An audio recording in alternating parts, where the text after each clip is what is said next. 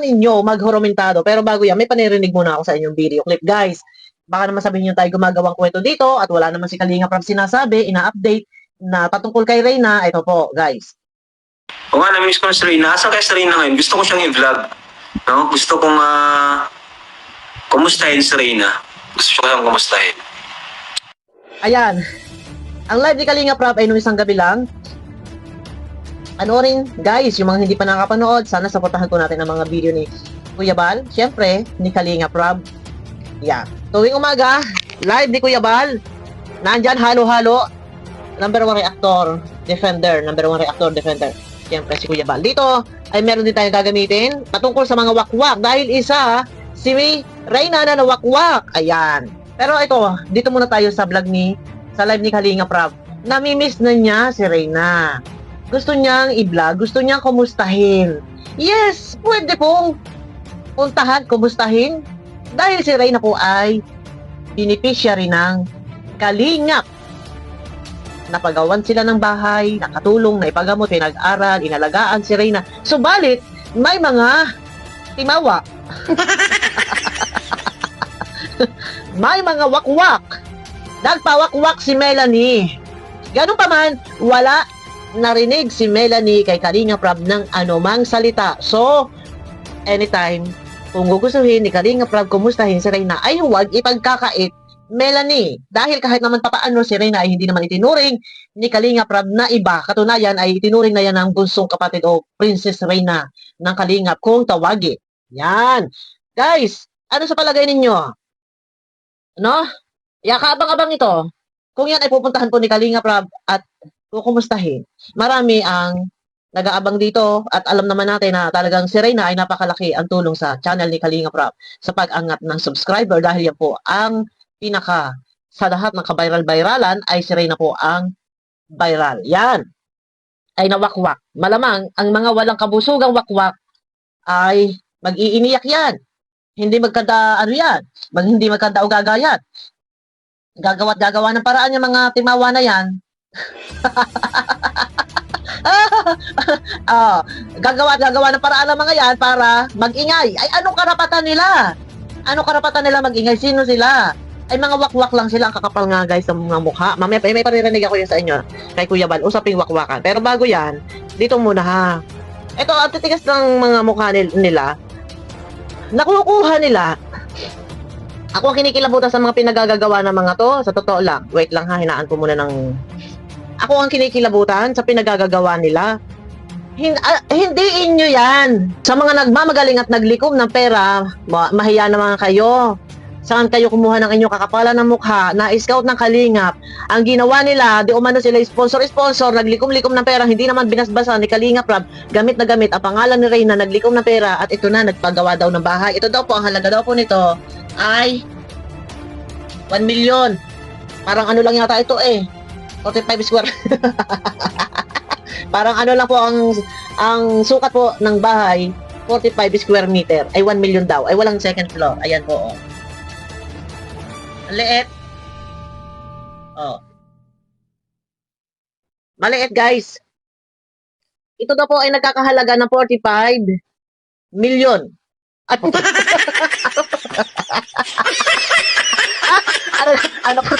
Ito daw po ay nakakahalaga ng 1 million. Mariosep. So ngayon, ay liit guys. Walang second floor yan. Nakakahalaga daw po, ang budget daw po niya ay 1 million. So naglilikom pa po sila ng tawag dito, pang appliances daw po. So, ang sukat po ng lupa ay 45 square meter. Antegas, ako kinikilabutan sa mga to.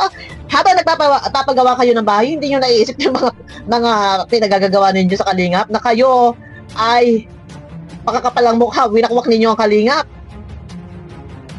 Ang Kalingap, ano ba ito? Nabablang ko ako. Winakwak ninyo si Reyna, tapos naglikom-likom kayo ng pera, and then nagpagawa kayo ng bahay. Di ba? Grabe na ito. Pero guys, kaabang-abang ang vlog ni Kalinga Prab. Ito nga, at namimiss niya si Reyna. Marapat lang naman. Walang sino man pwedeng magbawal. Kahit yung ina, hindi pa pwedeng bawalan. Kung totoo kung bubuhayin yung kaso doon sa barangay. hindi ka tumupad sa kasunduan, minor yung anak mo, hindi mo naman inaalagaan yung anak mo. Ito, guys, no, ikot tayo, sabi ko sa inyo, pwede nyo ako subscribe kahit sa mga basher dyan, para yung mga, lalo na yung mga marites dyan, para updated kayo sa ating mga ina-upload na video, mga mahihilig sa magmaris or magmarites, subscribe nyo. Wala naman po kita yan sa subscriber, sa totoo lang. And kahit hindi naman po kayo na nakasub, ay nanonood naman, pero i-click nyo na lang yung bell, no? Eto na, eto guys, no? Usaping wakwak, patungkol nga, naumpisa dahil kay Queen, mayroong nagtatangkad yung manuwakwak, wala naman pala. Dahil ang sponsor ay inire-refer lang, wait lang ha, naghahalo-halo tayo ng topic. Kasi may paririnig ako sa inyo. Usaping wakwak, ang topic dito ni Kuya Bal, at na-topic dito si Melanie, yan. So, ang thumbnail dito ni Kuya Bal ay si Queen, pwede nyo panoorin. Ito ha, wait. Ano ng kontrata mo yan? Naka-notaryo. Oh. Pinagawa ng bahay po. Tapos nagpapawakwak sa iba. After na matunawa ng kalingap. Yun, pinagawa ng bahay, tapos nagpapawakwak sa iba, matapos matulungan ng kalingap. Ito yung salita kung hindi dahil sa kalingap, hindi sila makakakuha ng sponsor. Ayun, ganun tayo mag-reaksyon. Kung hindi dahil sa kalingap, tapos ngayon, nagpapabahay na si Maylin. Ito, halo-halo na tayo dito, guys. Pinapabahayan na si Maylin. Si Melanie. Ano ba yan? Nabablang ko ako, guys. Pasensya, bagong gising. Bagong gising po. Talaga ako nakakatulog ay umaga na maliwanag na. Ayan, nabablang ko ng utak ko. Tuloy. Pero ito, halo-halo kung sino-sino topic dito, ha? Tuloy. Nagpapawakwak. Nagpasumunod silang sponsor. Kasunduan. Babawiin namin yung bahay. Ayun, nakasunduan. Kapag ang isang beneficiary ay nagpawakwak, babawiin ang bahay, kagaya na nangyari kay Ate Maylin na nagpawakwak. Ay bakit pa nga baga? Magpapatuloy na tumira ay nanlalabas, sila pang matapang. Matapos matulungan, ganun-ganun na lang. Nabahaya na, sorry na kayo dyan, akin na to. Tuloy, tapos bebenta ang bahay. Tuloy. Sponsor kalingap. Ano? Kapag may nagpawakwak po at panalimutan ang kalingap, lahat yung meron siya mula sa kalingap, babawiin namin. Kaya lang, ito ay usaping wakwak, mahagip dito si Melanie. Babawiin. Ayan, may balita na di umano. Ay, ang bahay daw po ni Reyna ay ibebenta. Gaano katotoo ito? Pero pinuntahan nila Kuya Bal, hindi nakausap si Lolo Nestor. Sino nakapanood po ng live ng vlog ni Kuya Bal? Siguro may mga 2 weeks ago na. Wala pa, siguro may mga 9 days pa lang iyan. Scroll nyo yan dyan. Di umano, ibebenta ni Lolo Nestor ang bahay na pinagawa. Kanya naman yung lupa. Kanila din yung bahay na yun. So, nirenovate ng Kalinga. Pero malaki ang gastos ng Kalinga. Yon, tuloy tayo guys. Kapag nagpawakwak kayo, winakwak kayo, tulad ni Rina, winakwak yung ina. Ako mag-aalaga ng Kuya Bal. Bilang ina, alagaan ko yung anak ko. Nasaan ngayon? Nasaan ngayon? Ang anak, nasa ibang tao? Ano klaseng ina naman si Melanie? Ang ganda ng mga binitawang masatamis sa salita. Ako na baga, mag-aalaga, sabi baga ninyo, ay alagaan ko. Tapos baga, paggamot ko baga yan. At dalahin ko baga sa St. Luke, at baga, mautang kami baga ng pera doon sa amo ng aking asawa, at baga, bahog baga ng baboy ang asawa ko, nag-aalaga, para alaga baga. Nasaan ngayon? Melanie, ang anak mo. Tuloy. Pinawakwak pala. Nagparawakwak. Pinarawakwak. Ayan. Ayun na nga, nagparawakwak nga. Nagparawakwak kasi. Ang mga wakwak, mga walang kagutuman, kuya. Sila ay mga timawa. Hanggang ngayon, nandyan, maalaligid, nag-aabang ng mga mawawakwak. Yung ina, ikaw may kasunduan, lahat ng meron kayo ng babae, ito mo. Ito ba inamin ang bahay mo? O gano'n ang bahay siya. Inapawakwak yung ina. Alam mo, itong si Queen, ginapa yung ina. Nagpawakwak kasi yung ina. Ito si Melanie. Di ba, yung extension yung pinaka-terrace. Hindi, joke lang. Masama naman. Hayaan na lang. At ika nga'y bahala ng Panginoon. Yan, tuloy. Yung ginapa yung ina. Kasi yung ina ni, ginapa kang wakwak. Ah, ito topic ni Kuya Malilang days to. 4 days ago. Ano, Melanie, ano yan? Namimiss ni Kalinga Prab si Reyna.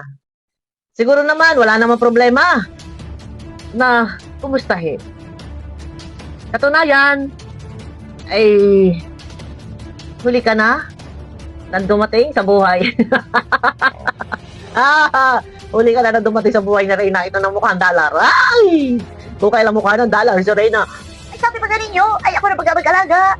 Ay, sabi pa galing nyo, ay anak mo iyan, alagaan mo. Ay kaya, ay Kuya Bal, ay ako na ang para alaga at adalhin ko baga sa St. Luke. Ayun pala ay kasabuatan. May resibo tayo ha. Sabi ko sa inyo teka. Lasaan ka, Hasa? Hasa, labas ka. Yan. Ang mahiwagang alas. Katunayan, ang usapin sa group chat ay hawak ko na katunayan ay pinakukuha ni Ruwinaknak si Reyna. Ano? Ayan, ako, Hasa. Katunayan, si Ruwinaknak ay nagutos na sana'y kunin na ninyo si Reyna as soon as possible. At baka dumating pa yung isang sponsor ay magbagong isip. Ay! Ayan na. Ito na guys. Ano lang naman tayo. Abang-abang po tayo sa vlog ni Kalinga Prab. At namimiss, nagigiliw na siguro. Siyempre, hindi naman kasi itinuring niya na iba eh. Kumbaga, itinuring ng kapatid. And may karapatan naman si Kalinga Prab dyan. Dahil, siyempre, alam niyo naman. Kung hindi dahil nga ay Kalinga Prab. Yung mga wakwak ngayon, wala kayo dyan. Sa inyong mga pinagagawang kaikikan na wala kayo kabusugan. Likom-likom, pampabahay do umano ni Reyna. Pero hindi sila naka-scout. Ang kakapal ng mukha. Di ba? Pinabayran ng iba. Pero sila ngayon ang nagpapasasa. Abangan nyo ko guys sa aking next video. Ayun na, mega love shout out guys. And pakiclick naman po ng thumbs up.